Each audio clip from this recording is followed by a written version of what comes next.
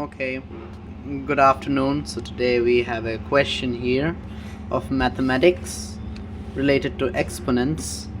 So we have a to the power x is equal to b to the power y is equal to ab into to the power xy. So then what's the value of x plus y? So this should be fair. This is kind of tricky at first, but then once you get one of the main principles or tricks to solve this question is fairly easy. So we know that a to the power x and b to the power y is equal to a to the power x is equal to b to the power y is equal to ab into x to the power xy. So we can assume we are safe to assume that a to the power x is equal to k, and since we know that all these values are equal, we can again say that this is equal to b to the power y, and then you can say that this is also equal to ab to the power xy, right? And also we are safe to assume that that a's value is equal to x root k, right? And then it's also safe to assume that b's value is equal to y root of k. All right, so we have taken a specific variable k here so that we can represent the values of a and b in such a way. Okay, so now moving on to this expression ab to the power x to the power y, xy, sorry. So let's write this expression again. So we know from here that the value of a is k root x and b is k root y. So we can jump in.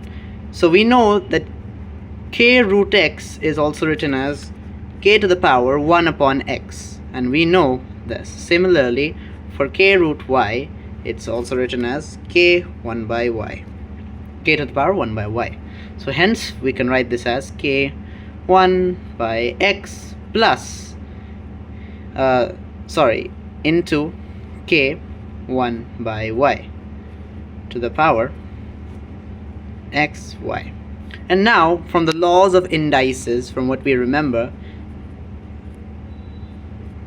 a to the power c is equal to a to the power b plus c. This is the principal law of indices you should remember of exponents. So we can do something similar here, k 1 plus x 1 by x plus 1 by y to the power xy. All right, so we have this, and now simplifying this we get k, and remember we can equate this with k again, because we know that a to the power x is equal to k. So a to the power x is equal to ab to the power xy, so k is equal to ab xy. So we can equate this with k. I forgot to do that, but you should do that actually. So now simplifying this inside the bracket, we get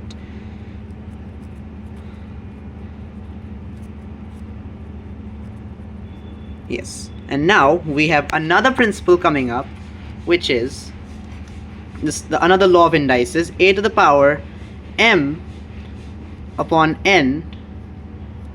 If we do something like this, a to the power mn multiplied by n. So as we know, n is in the denominator and n is above n, and this n here is above the n in the denominator, so they get cancelled out and we get a to the power m. So something similar is happening here as well. So by multiplying this, the xy's and xy's get cancelled out, and kx plus y is equal to k.